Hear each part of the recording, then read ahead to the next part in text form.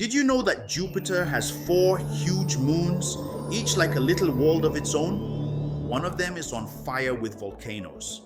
Another hides a deep ocean beneath shining ice. A third is so big it's larger than the planet Mercury.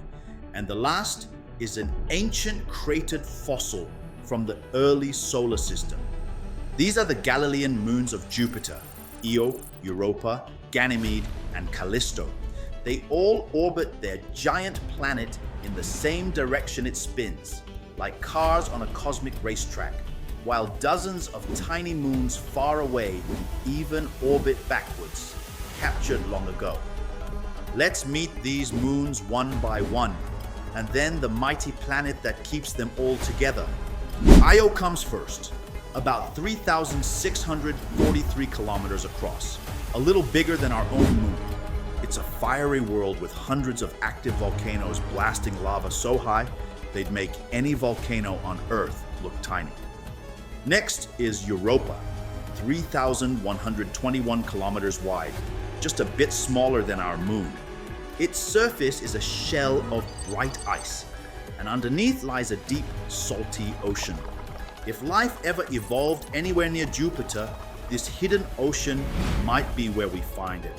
Then we meet the heavyweight, Ganymede, a staggering 5,268 kilometers across, bigger than the planet Mercury. Ganymede even has its own magnetic field, something no other moon can claim. And finally, Callisto, about 4,821 kilometers wide, nearly Mercury's size and covered in ancient craters. It's like a time capsule from the solar system's earliest days. Now meet the giant that holds this whole family together, Jupiter.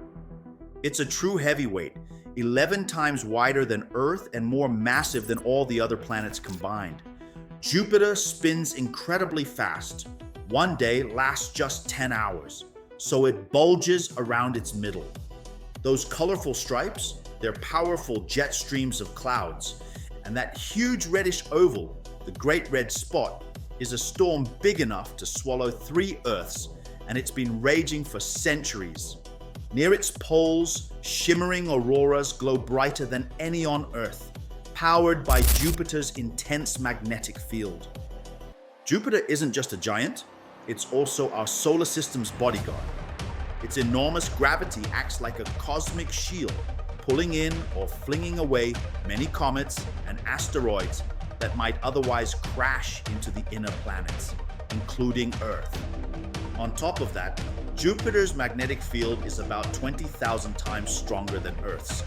This magnetic powerhouse traps charged particles, creating enormous radiation belts and driving those spectacular auroras. Together, its gravity and magnetism make Jupiter not only a breathtaking planet, but also a key reason our own world has enjoyed billions of years without constant giant impacts. If you're wondering whether humans could ever live on Jupiter, the answer is simple: no chance. There's no solid ground, just endless layers of gas and liquid. The pressure deep inside would crush anything. The winds roar like hurricanes, and the radiation is strong enough to fry electronics. Future explorers will have to stay in orbit or visit the moons instead. NASA has sent a few brave spacecraft to learn Jupiter's secrets. The Galileo mission orbited Jupiter for 8 years before engineers deliberately sent it plunging into the planet in 2003, so it wouldn't accidentally crash into Europa and contaminate its hidden ocean. The Juno spacecraft, arriving in 2016, is still there today. It measures Jupiter's magnetic fields and peeks beneath those swirling clouds, giving us the clearest view of the giant planet's heart. Scientists are especially excited about Europa and Ganymede. Their hidden oceans may hold the ingredients for life.